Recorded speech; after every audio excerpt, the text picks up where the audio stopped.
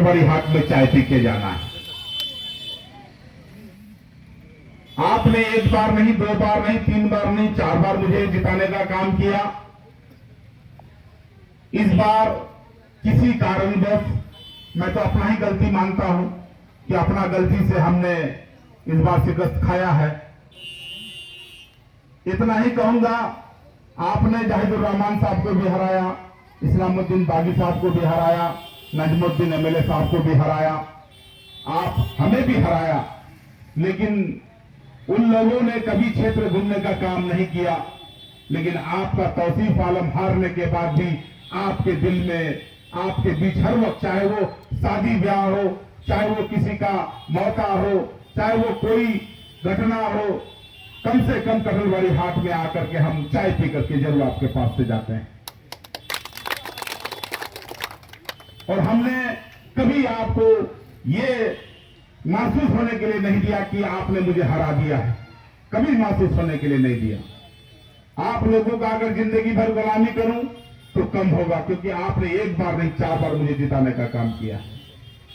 जिंदगी भर आप लोगों को गुलामी करूं तो कम होगा, लेकिन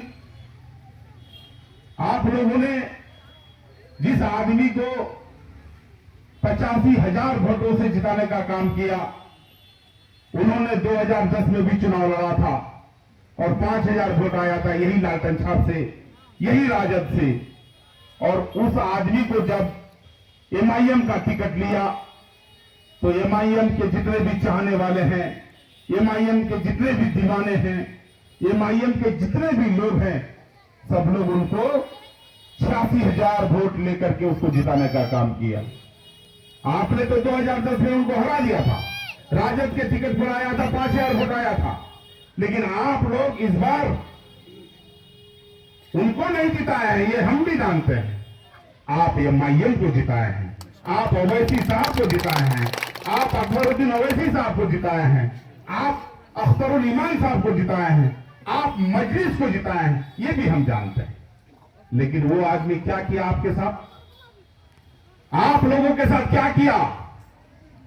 सिर्फ दल नहीं बदला, बल्कि आपका जाके सौदा किया। 6 करोड़ रुपया में जाकर के आपका सौदा किया। पटना से पैसा आता है जो कि एक एमएलए के यहां सारा बात सेटिंग हो जाता है, आने के बाद यहां से जाता है पूरा काफिला के साथ, 3 गाड़ी के साथ, और 6 करोड़ रुपया उठा के लाता है। उसके बाद दूसरे दिन जाकर के पटना में जाकर के पार्टी ज्वाइन करता है। किसी से छुपा हुआ है क्या? किसी से छुपा हुआ है कि बगैर लेन देन का किया है? पैसा लेके गया है कि नहीं, आप बताइए। आप पैसा लेके गया है कि नहीं गया है? और वो आदमी कहता है कि हमारा काम नहीं होता था इसलिए गए थे। तो भाई आप एक चीज बताइए, अख्तरुल ईमान साहब भी वही पार्टी में, आप जाके देखिए अमर में खाड़ी जैसा पुल बना के दिखा दिया जो महानंदा ब्रिज से बड़ा है।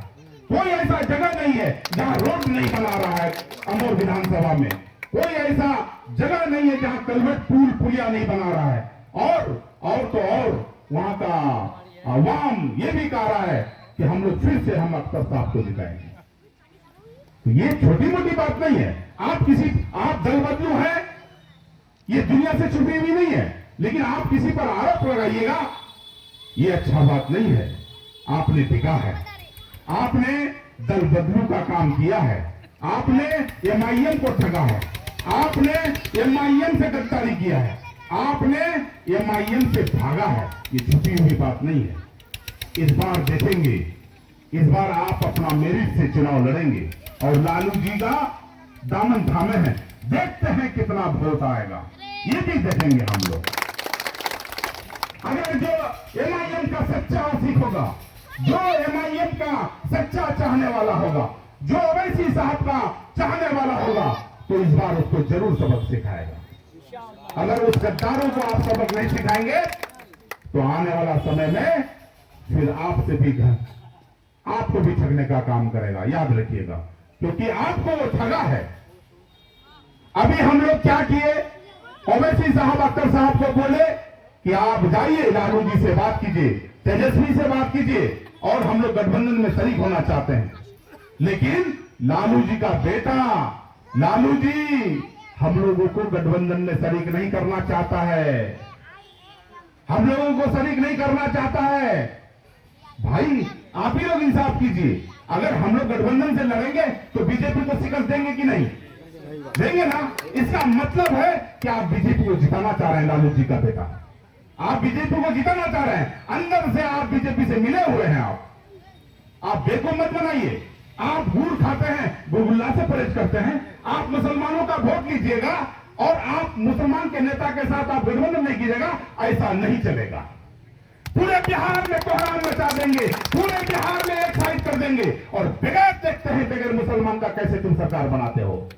तेजस्वी यादव जी, हम लोगों को मालूम है कि तुम्हारा पूरा बिहार में 14% यादव है, हमारा आबादी 18% आबादी है। तुम 14% वाले कहोगे कि हम मुख्यमंत्री बनाएंगे, अब हम तय करेंगे 18% वाले कि कौन मुख्यमंत्री बनेगा, हम तय करेंगे। एमआईएम के लोग कफन बांध चुके हैं, जितने भी एमआईएम के दीवाने हैं, मैं सबको कहना चाहूंगा कि कफन बांध लो और इस बार साबित कर देना है, तेजस्वी यादव को दिखा देना है कि तुमको अगर मुसलमान का वोट नहीं चाहिए तो मुसलमान इस बार तुमको दिखा देगा कि कितना होगा। तुम एक तरफ कहते हो कि बीजेपी को शिकस्त देना है और दूसरी तरफ गठबंधन में हाथ बढ़ाने का काम किया ओवैसी साहब, अख्तरुल ईमान साहब, तो आपने क्या गठबंधन में रखना नहीं चाहते? आप बेवकूफ बना रहे, आप इलाका में घुसने नहीं देंगे। याद रखना तेजस्वी, तुम मुसलमानों को बेवकूफ बना सकते हो, लेकिन हम लोग बेवकूफ बनने नहीं देंगे। और हम लोग दरी नहीं बिछाएंगे और हम लोग कुर्सी नहीं बिछाएंगे। अब हम लोग हिस्सेदारी चाहते हैं। अब हम लोग चाहते हैं कि हम लोगों का हिस्सेदारी होगा, क्योंकि 18% आबादी कम नहीं होता है भाई। आप जिसका सरकार चाहेंगे उसको सरकार बना सकते हैं और जिसका सरकार उठा के फेंकना चाहते हैं उसका सरकार फेंक सकते हैं। आप अपने आप को, मनोबल को नहीं गिराना है और हम लोगों को इस बार साबित कर देना है कि बगैर एमआईएम का बिहार में सरकार बनने नहीं देंगे, नहीं देंगे।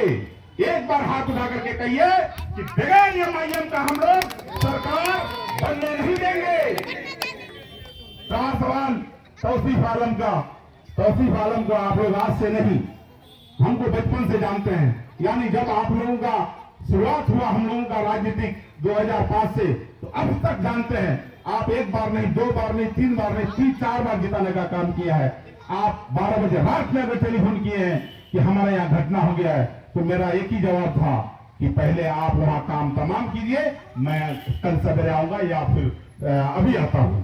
यानी हिंदू भाई अगर होता था तो उसको बोलते थे कि आपका क्रियाक्रम कीजिए, और मुसलमान भाई होता था तो हम उसको कहते थे कि आप अपना जो होता है जल्दी कर दीजिए। मैं खुल करके नहीं बोल रहा हूं, माइक में बोल रहा हूं। इसलिए कहीं भी कोई घटना होता था, फांसी लेके मरता था, दवाई खा के मरता था, पानी में डूब के मरता था, सांप काट के मरता था, बीच में आकर के हम किसी भी मामले में हम मामला को आगे बढ़ने के लिए नहीं देते थे।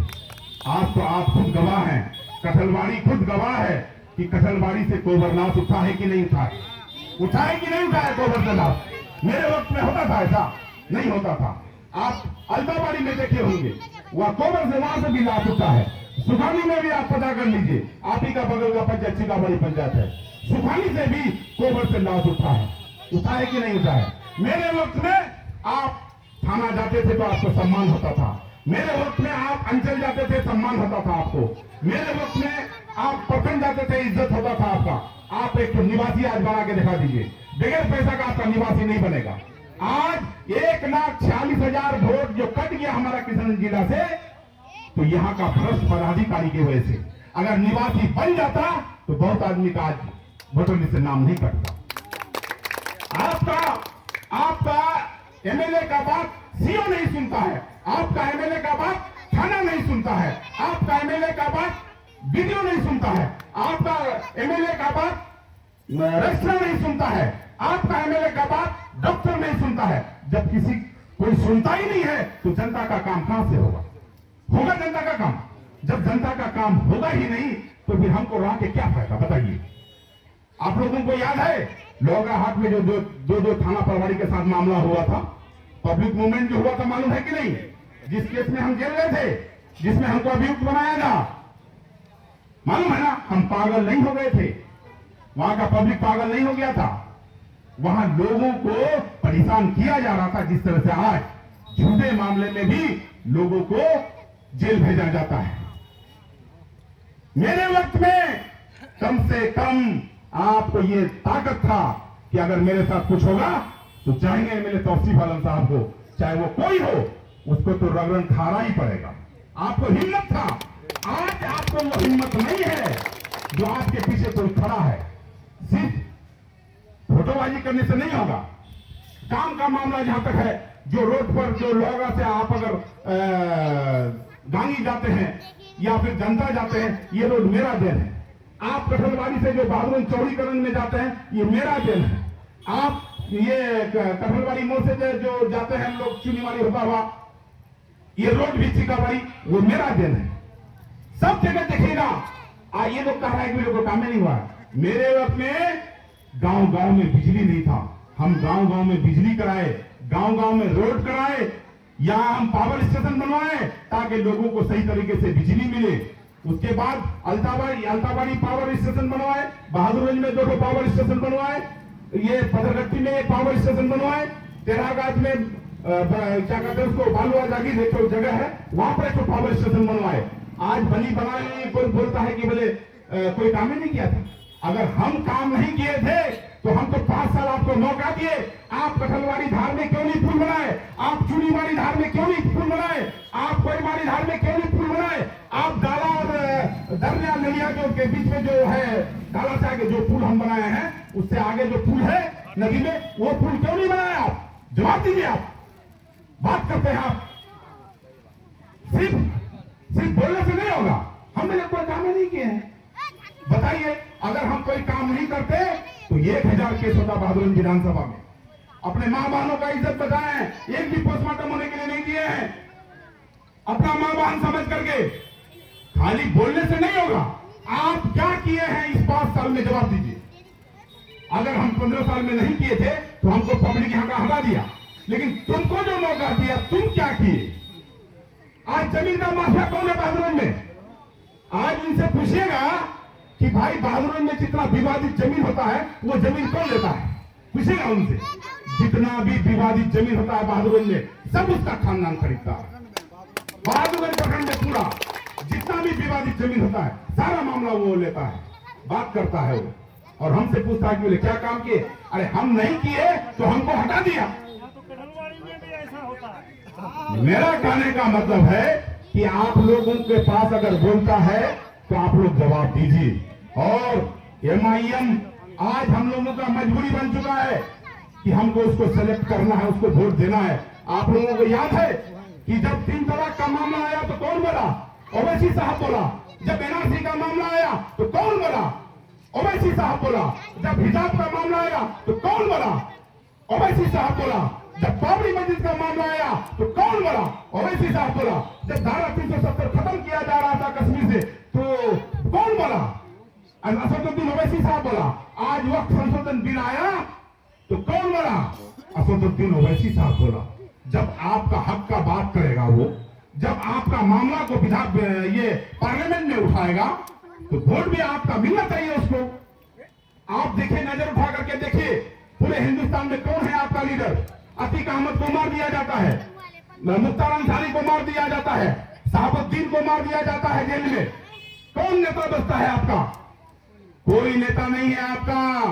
आप नमाज पढ़ने के लिए भी जाते हैं तो एक इमाम होता है, आप जनाजा पढ़ने भी जाते हैं तो एक इमाम होता है, आप कोई पंचायती में बैठते हैं तो आपका एक अध्यक्ष होता है, तो आपका एक लीडर होना चाहिए। असदुद्दीन ओवैसी साहब होना चाहिए। वो हिंदू और मुसलमान का बात नहीं करता है, वो मजदूर का बात करता है। कहीं मॉब लिंचिंग होता है, किसी दाढ़ी वाला टोपी वाला को देख के मार दिया जाता है, उसका आवाज उठाता है। और आसाम में 50,000 परिवार को बेघर कर दिया जाता है, उसमें बोलता है। तो ये मुसलमानों का हक करता है क्या? अरे जो मजलूम है, जिसको सताया जा रहा है, उसके खिलाफ वो आवाज उठाता है, तो वो मुसलमान का नेता हो गया? मुसलमान का नेता नहीं, बल्कि वो दलित, पिछड़ी, अत्यंत मजलूम का नेता है।